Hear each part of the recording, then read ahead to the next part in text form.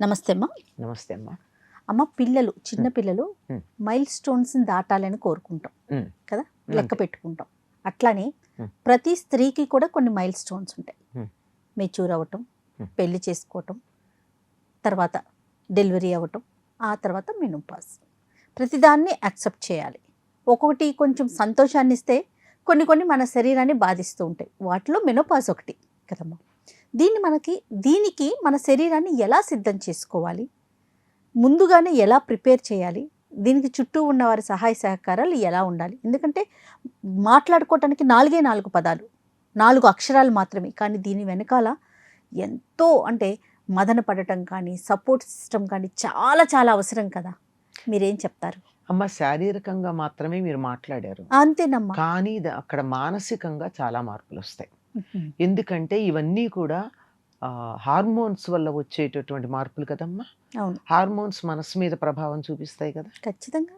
ఇప్పుడు మెచ్యూరిటీ అయింది పిల్లకి, మెచ్యూర్ అవ్వగానే ఏమైంది, అప్పటిదాకా ఉన్నటువంటి శారీరకంగా ఉన్న మార్పుతో పాటు మానసికంగా కూడా మార్పు వచ్చేస్తుంది. ముందు గొంతులో మార్పు తెలుస్తుంది, నడకలో మార్పు తెలుస్తుంది.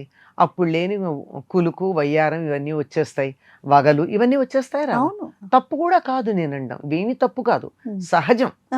అప్పటిదాకా టాంబాయిలా తిరిగినటువంటి పిల్ల చక్కగా చీరగట్టుకోవాలని, నగలు పెట్టుకోవాలని అనుకోవడం చాలా మందిలో కనపడుతోంది. ప్రత్యేకంగా ప్రయత్నం చేస్తే తప్ప అలా తయారైపోతూ ఉంటారు. ఇది ఏమిటి, ప్రకృతిలో తరువాతి తరాలు తయారవడం కోసం అని చెప్పి ప్రకృతి ఏర్పాటు చేసినటువంటి ఒక మార్పు. అవును, అది నాకు సహజంగా ఉంటుంది. దీన్ని అందరూ చాలా ఆనందంగా యాక్సెప్ట్ చేస్తారమ్మా. అమ్మాయి చిన్నది పెద్దదైంది అంటే అదొక పెద్ద వేడుకగా చూసుకుంటారు, బాగానే ఉంటుంది, పెళ్ళి అవుతుంది. పిల్లలు పుట్టినప్పుడు కూడా అదొక వేడుకగా అనుకుంటారు. కానీ సంతానం కలిగిన తర్వాత మగవాడిలో పెద్దగా మార్పు రాదు, కానీ ఆడవాళ్లలో శారీరకంగా మానసికంగా మార్పు వస్తుంది. బాగా మార్పు వస్తుంది, శారీరకంగానూ వస్తుంది, మానసికంగానూ వస్తుంది. ఎందుకు అంటే తనలో 9 నెలల పాటు వేరే జీవిని మోసారు. కంట్లో ఒక నలక పడితే భరించలేమే, లోపల 2-3 కేజీల బరువును భరిస్తారు. 4-5 కేజీల దాకా ఉంటుంది అది, బిడ్డ కాకుండా మిగిలిందంతా కలిపి. ఇంత బరువుని మోస్తూ ఉన్నప్పుడు ఎన్ని రకాల మార్పులు వస్తాయి శరీరంలో కదా, ఆలోచించండి. అవునమ్మా. ఇదంతా అయిన తర్వాత మార్పు వస్తుంది, హార్మోనల్ చేంజెస్ వస్తాయి. అప్పుడు దానివల్లనే కోరికల్లో మార్పు కనపడుతుంది. అది వరకున్న దానికి ఇప్పటికీ తేడా ఉంటుంది. అప్పుడు తిననివన్నీ తినాలనుకుంటారు, అప్పుడు చెయ్యనివన్నీ చేయాలను, ఇవన్నీ చాలా తేడాలు ఉంటాయి. ఇవన్నీ కూడా మనం సంతోషంగానే యాక్సెప్ట్ చేసేస్తున్నాం. కానీ తర్వాత శరీరంలో వచ్చే మార్పులు చాలామంది ఆడవాళ్ళు యాక్సెప్ట్ చేయట్లేదు. కారణం ఏంటంటే భర్తలు మరొక దృష్టితో చూడడం వల్ల. భార్య అందంగా లేదు, లావెక్కిపోయింది, అది వరకున్న అంత అందంగా కనపట్టలేదు అనే దృష్టితో చూసిన మగవాళ్ళు ఉన్న చోట ఆడవాళ్ళు తప్పనిసరిగా మేము అందంగా కనపడాలని తాపత్రయపడతారండి. ఎందుకంటే కాపురం నిలబెట్టుకోవాలి. ఏ ఆడది కూడా తన సంసారాన్నో భర్త ప్రేమను ఇంకోళ్ళతో పంచుకోవడానికి ఇష్టపడదు కదా. అంచేత అక్కడ చాలా ఘర్షణ ఉంటుంది, మామూలు ఘర్షణ కాదు, చాలా ఘర్షణ ఉంటుంది. అక్కడ ఇంకా ఇబ్బందికరం ఏమిటంటే అటెన్షన్ బిడ్డ మీద చూపించేటప్పటికి భర్త కొద్దిగా ఇరిటేట్ అవుతూ ఉంటాడు, తన మీద పూర్వం అంత అటెన్షన్ లేదని. రెండింటిని బ్యాలెన్స్ చేయడం చాలా కష్టం. కామేశ్వర ప్రేమరత్నమణి ప్రతిపణస్తనే అని అమ్మవారి గురించి చెప్పింది. కామేశ్వరుడు 1 యూనిట్ ప్రేమ తనకిస్తే తను 2 యూనిట్లు ఇవ్వాల్సి వచ్చిందట అమ్మవారు.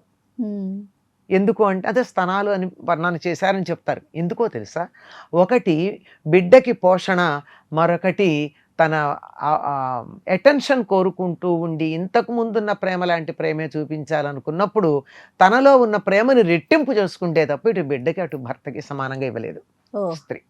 ఆ తల్లికే తప్పలేదు అది కదా, ఆవిడ సిద్ధపడింది, అందుకే రెట్టింపు చేసుకుంది. అందుకే ఆ విధంగా ఇది ప్రతి స్త్రీ జీవితంలోనూ ఉంటుంది. ఇక తర్వాత అలవాటు పడిపోతారు, 2-3 అవన్నీ పెద్ద సమస్య ఉండదు. కానీ శారీరకంగా జవసత్వాలు జాగ్రత్త తీసుకోకపోతే తగ్గిపోయే ప్రమాదం ఉంది. కానీ చాలామంది ఆడవాళ్ళు నిర్లక్ష్యం చేస్తారు. ఇప్పటికీ పిల్లల సంగతి చూసుకుంటే చాలా అనుకుంటారే తప్ప తన ఆరోగ్యం చూసుకోవాలన్న మాట గురించి ఆలోచించరు. ఇదంతా కూడా అంత పెద్ద గుర్తింపు లేకుండా నడిచిపోయే, చాప కింద నీళ్ళల్లాగా నడిచిపోయే వ్యవహారం. అవును. కానీ మెనోపాజల్ టైంకి వచ్చేప్పటికి వస్తుంది చాలా ప్రాబ్లం. సరిగ్గా వీళ్ళకి మెనోపాజ్ వస్తుంది, అది కూడా పెద్ద డిస్టర్బెన్సే కదా మానసికంగా. చాలా. చాలా డిస్టర్బెన్స్ ఉంది. ఎందుకంటే హార్మోనల్ చేంజ్, అవును. Major change. ఇదే సమయానికి సాధారణంగా పూర్వకాలం అయితే కోడళ్ళు వచ్చి ఉండేవారు. కరెక్ట్. తర్వాత ఇదే సమయానికి అత్తగారుల సాధింపులు కొంచెం తగ్గి ఉండేవి. వీళ్ళకు 40-45 ఏళ్ళు వచ్చేప్పటికి అత్తగారులు మరీ సాధించే స్థితిలో ఉండరు, కాస్త పెద్దవాళ్ళు అయిపోతారు. ఇప్పుడు మేం పెద్దవాళ్ళం అయ్యామన్నటువంటి అత్తగారు తన మీద చూపించిన దాష్టీకం ఏదైతే ఉందో అది తాను కూడా చూపించాలని ఎక్కువ మంది, అందరూ ఉంటారని చెప్పట్లే, జనరల్గా మనం చెప్పేది ఉంటారు. దాంతో కోడలు కొడుకు సరదాగా తిరుగుతూ ఉంటే వీళ్ళు చూడలేరు, తను తిరిగిన సంగతి మర్చిపోతారు. అదే వీళ్ళు తిరుగుతూ ఉంటే చూడలేరు. దీంతో ఈ హార్మోనల్ డిస్టర్బెన్సు, కుటుంబం యొక్క దాంట్లో ఉన్నటువంటి మార్పులు, కొడుకు కోడలే కాదండి, కూతురు అల్లుడు తిరిగితే చూడలేని వాళ్ళని కూడా చూస్తున్నాను నేను. అంతేకాదు పక్కింటి వాళ్ళు హ్యాపీగా తిరుగుతూ ఉంటే కూడా అయ్యో నాకు ఇది లేదే అని, నేను ముసల్దాన్ని అయిపోయానని బాధపడేటటువంటి ప్రౌఢ స్త్రీలని, అంటే ప్రౌఢ వయసులో ఉన్న స్త్రీలు కనపడుతూ ఉంటారు. ఇంకా వాళ్ళకి మెనోపాజ్ని మేము అధిగమించి still we want to get our periods regularly అని దానికోసం ట్రీట్మెంట్ తీసుకున్నటువంటి పేర్లు చెప్పడం దేనికి లేని మా పెద్ద పెద్ద వాళ్ళు ఉన్నారు. మా ఆడతనం తగ్గిపోతుంది కనుక మేము మళ్ళీ అలాగే ఉండాలి అనుకుని ట్రీట్మెంట్ తీసుకున్నటువంటి వాళ్ళు. సో ఇలాంటి పరిస్థితులని, ప్రకృతిని ఎందుకు ఎదిరించాలో నాకు అర్థం కాదు. నువ్వు చిన్నపిల్లగా ఉన్న దగ్గర నుంచి మెచ్యూరిటీ వచ్చి పెళ్లి చేసుకుని తల్లి అయ్యే వరకు నువ్వు హ్యాపీగా మార్పును అంగీకరించావు కదా. అవును. మరి ఇప్పుడు ఎందుకు అంగీకరించు? నాకు ఈ పని అయిపోయింది, ఇప్పుడు I will start my second innings అని ఎందుకు ఆలోచించట్లా? ఎందుకంటే ఇక్కడికే వీళ్ళ ఆలోచన ఆగిపోయింది. కొంచెం ముందుకు వికసించాలి, ఇంకొంచెం సాగాలి. ఇది కాదు జీవిత పరమార్థం.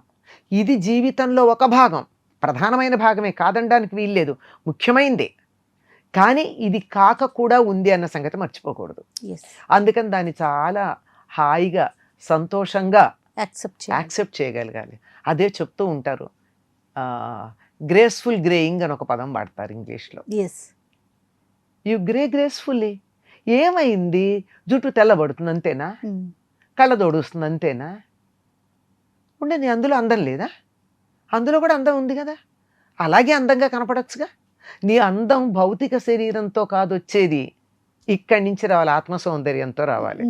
నీ ప్రవర్తన వల్ల నీ జుట్టు నల్లగా ఉందా, నీ కళ్ళదోడొచ్చిందా, నువ్వు అందంగా ఉన్నావా, నీ చర్మం ముడతలు పడిందా, పూర్వం ఉన్నంత కాంతి లేదా, నీ పెదవులు ఎర్రగా ఉన్నాయా లేదా, ఇవెవరూ చూడరు.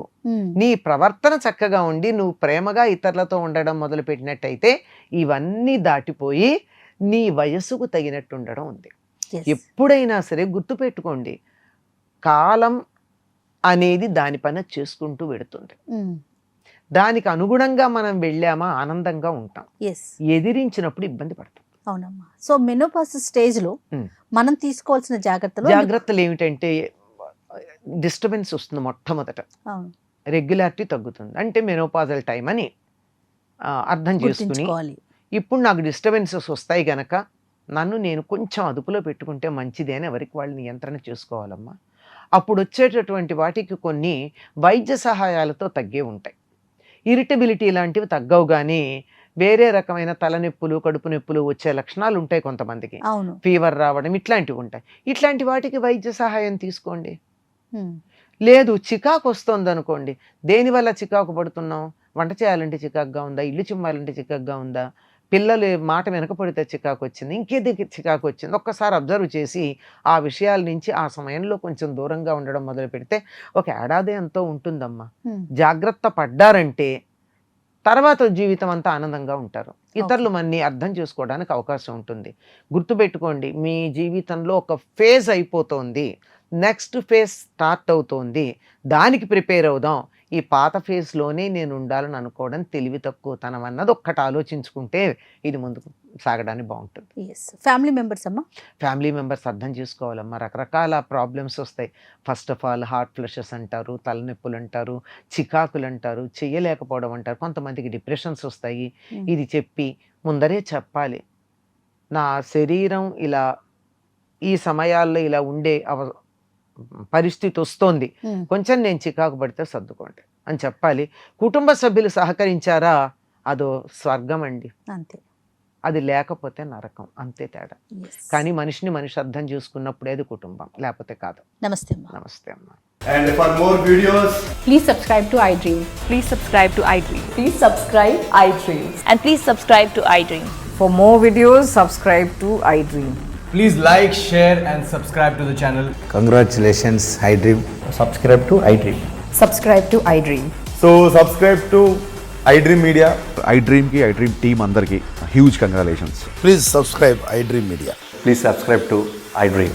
Subscribe iDream. Please subscribe to iDream. iDream అంటే నా కళల ఛానల్ను సబ్స్క్రైబ్ చేసుకున్న నోరు తిరుగుతలేదు, మీరైతే గంట గుర్తు కొట్టండి. For more such videos, please subscribe to iDream. Subscribe to iDream. Please subscribe to iDream. Please subscribe iDream Media. Please do subscribe to iDream. Please subscribe to iDream Media. For best entertainment and information, please subscribe iDream. And don't forget to subscribe to iDream.